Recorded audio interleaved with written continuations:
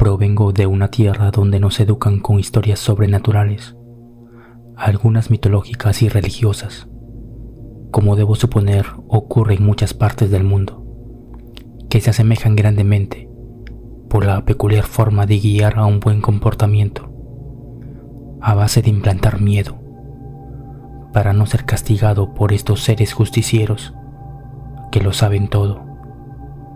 Digo esto porque el siguiente relato pertenece a una de ellas, pero con la diferencia que la intriga que me generó en aquel entonces se ha convertido en algo más horripilante al día de hoy.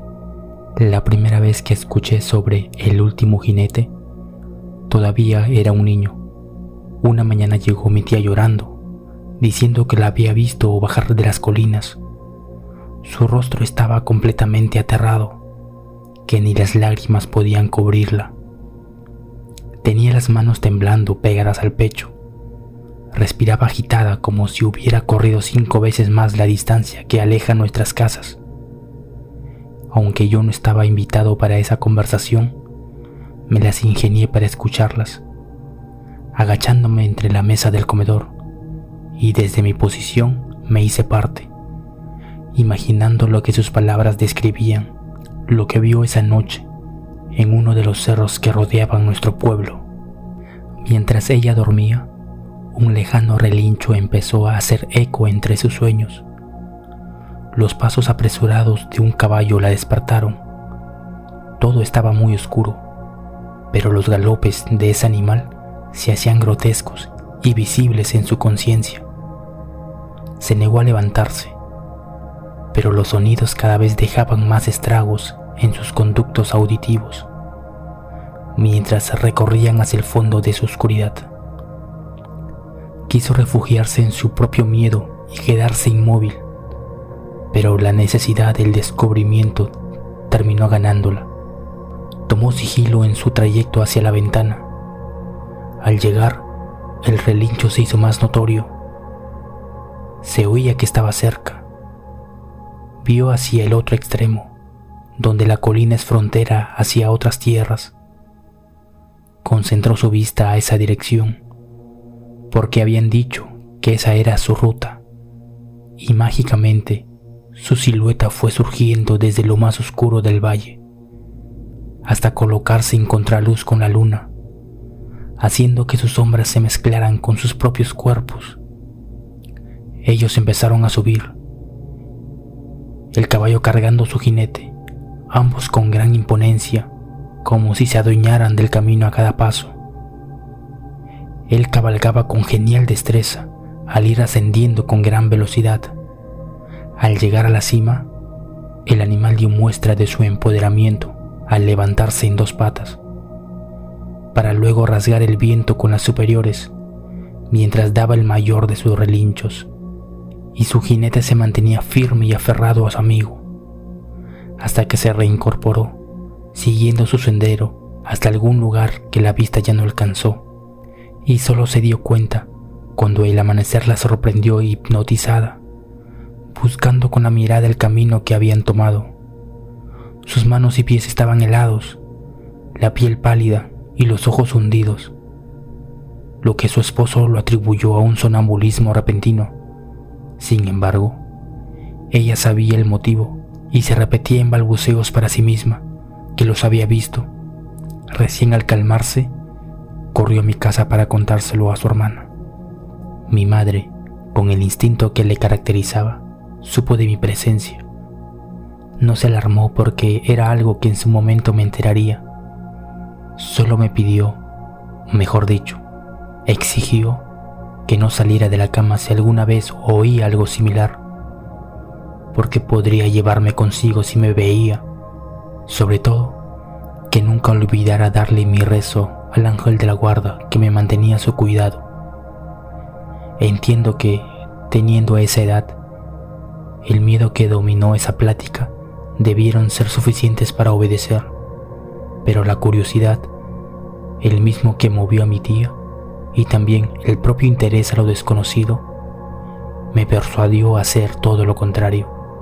Por las noches, mientras todos dormían, solía asomarme por la ventana, esperando ver al último jinete por la colina, pero no tuve éxito. Solo en ocasiones, cuando nos sorprendía la lluvia y los truenos, creía escuchar entre el bullicio algunos relinchos lejanos que me emocionaba al punto de salir corriendo y esperar que el relámpago me diera mayor visibilidad. Pero rápidamente todo se consumía en estruendos y ceguedad. A veces ni siquiera había luna que pudiera mostrarme sus siluetas, y solo veía oscuridad desde mi casa hasta donde la noche llegaba. Los testimonios de ver al último jinete subir las colinas se repetían con normalidad. Incluso descubrí que se hacía desde antes de enterarme, y asimismo las versiones se distorsionaban dependiendo de quién las contaba. Algunos decían que el jinete habitaba entre nosotros, y a esta especulación le precedía el hecho de que vieron bajar al caballo solo y luego regresar a la cima cargando a alguien. Otros decían que el caballo bajaba únicamente para dejar algunas maldiciones. A esta versión la relacionaban con algunas muertes que ocurrían en fechas cercanas a su avistamiento. Era una lástima que mi tía ya no estuviese para que contase más detalles. Era evidente que algo nos vigilaba y era causante del espanto entre las personas. Ya nadie quería caminar por las noches durante sus apariciones, y cuando se creía que ya no volvería por demasiada ausencia, surgía un nuevo testigo asegurando que lo había visto, o al menos escuchado, y me daba tanta envidia no ser yo el que lo dijera. Durante los años venideros, se volvió una rutina mirar por la ventana cuando el sueño me abandonaba, esperando que la casualidad me acompañase para ver al fin al último jinete subiendo, o como mínimo, algún sonido que me haga partícipe de su existencia. Pero nada de eso ocurrió. Al igual que el tiempo, mi visión del mundo fue cambiando, llegando así a la adultez. Y después de mi mudanza a un nuevo hogar, debí olvidarme de todas esas cosas que me inquietaban por llevar una realidad distinta. Tenía nuevos ideales y otras cosas más serias en que ocuparme. Llevé una vida diferente a lo que hubiese tenido si me quedaba en el mismo lugar. Me volví en alguien distinto a ellos, o eso era lo que creía, porque cuando todo estaba paz en mí, con mi piel ya trazada por el tiempo y solo buscando el descanso, resurgieron desde el fondo de mi propio valle interno las señales de su venida. Quizás empezó hace un año, quizás medio, o puede ser hace pocos meses, que una madrugada mis desgastados oídos empezaron a captar un paulatino sonido. Eran lejanos golpes contra el suelo, que al inicio quise mezclarlos con los demás ruidos de la ciudad. Las noches posteriores incrementaron ligeramente su intensidad, y tuve que hacer un esfuerzo por tratar de reconocerlos, y como era de esperar, me costó darle un significado, hasta que a la quinta noche, un sonido mayor me despertó bruscamente. Fue el impacto de esa acción que controlaba mi agitación acelerada al abrir los ojos. Resultó ser un relincho, tan notorio como si hubiese surgido dentro de mi habitación. No hice ningún movimiento hasta volver a escucharlo y darle la razón a mis oídos, pero ya no volvió.